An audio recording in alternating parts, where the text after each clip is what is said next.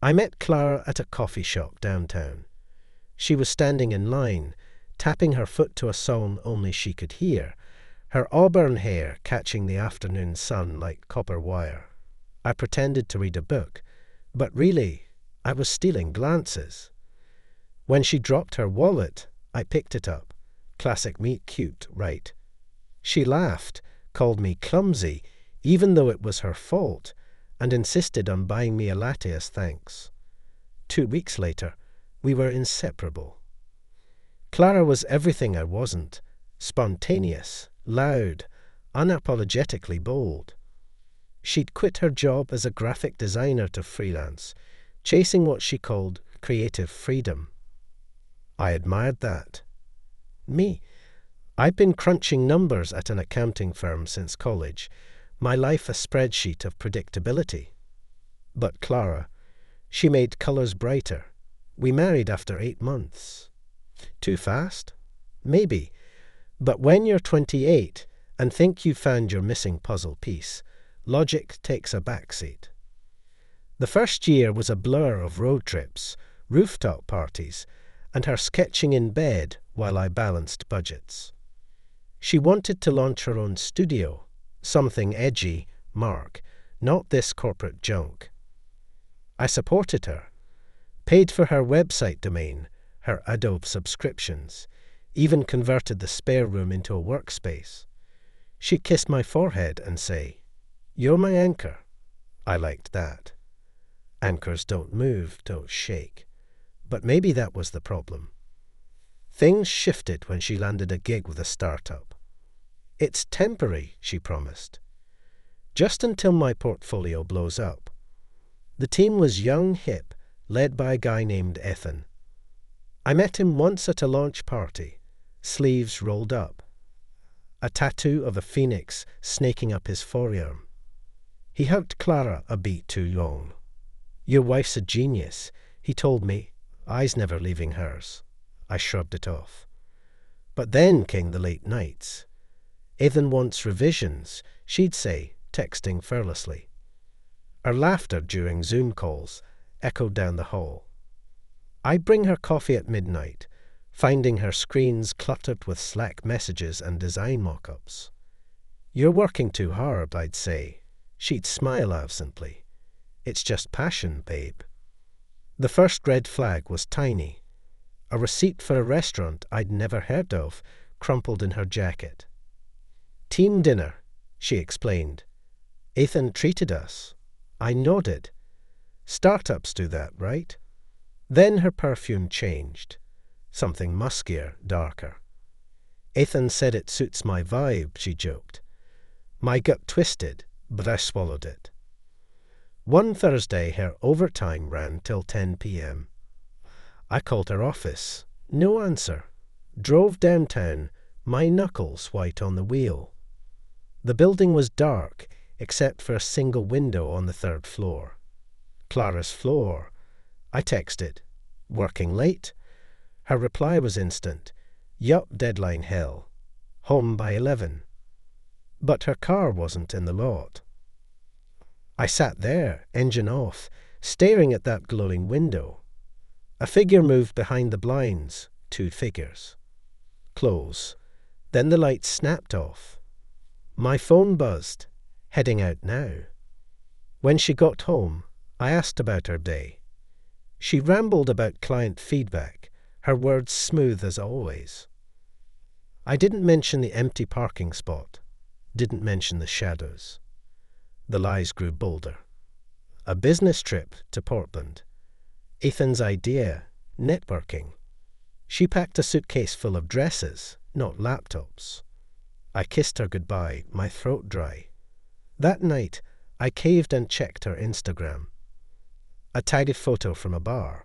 Clara, Ethan, and a group of strangers. Posted an hour ago. Location, Seattle. Confrontation would have been smart, but fear glued my tongue. Instead, I hired a PI. A week later, photos arrived. Clara and Ethan, holding hands outside a boutique hotel. Her head on his shoulder, his thumb brushing her cheek. I stormed into her studio, evidence in hand. She froze mid-laugh during a call. "Mark," "Save it." I spat. "How long?"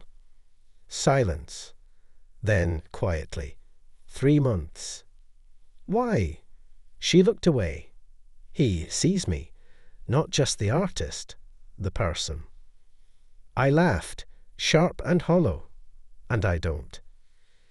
"You're safe, Mark, but safe isn't enough." I slept on the couch that night. She didn't come home the next. The apartment felt like a museum of our past. Clara's half-finished canvases still leaned against the walls. Her favourite mug sat untouched in the cupboard. I threw myself into work, auditing files until midnight, but numbers couldn't drown out the silence. My friends urged me to get back out there, as if love were a subway you could just hop back onto. Instead, I took up boxing. Every punch against the bag was Ethan's smirking face, Clara's hollow excuses. Then the email came. "Mark, we need to talk. It's urgent. C." I deleted it. Then at 3 a.m. I replied, "Where? When?" "We met at the same coffee shop where we first spoken." She looked thinner, her nails bitten raw. "I'm pregnant," she said, her voice flat. "It's his." The world tilted. And he left. The startup collapsed. He's gone. She twisted her wedding ring, my ring, around her finger. "I have nothing, Mark." I stood, chair screeching. "You made your choice." "Please." Her tears were quiet, practiced. "I need help. Just be there, like before." I walked out, but guilt followed me home. Weeks passed. I ignored her calls, donated her art supplies, painted the spare room eggshell white. Then, on a rainy Tuesday, my sister Jess visited. She'd never liked Clara. "You're too soft," she'd warned me once. Now, she tossed a tabloid onto my kitchen counter. A headline screamed, "Startup CEO accused of embezzlement." Below it, a photo of Ethan in handcuffs. "Turns out your wife's Prince Charming was laundering funds," Jess said. Bet she didn't mention that. I drove to Clara's new apartment, a dingy studio reeking of takeout. She opened the door, belly barely showing, eyes wary. "Here to gloat." "Did you know?" I demanded. "About Ethan's scams?"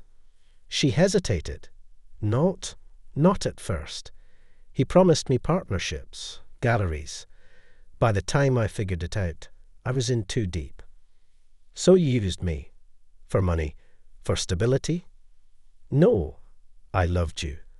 But you loved the idea of me, the artist, not the mess underneath." I left, but her words stuck.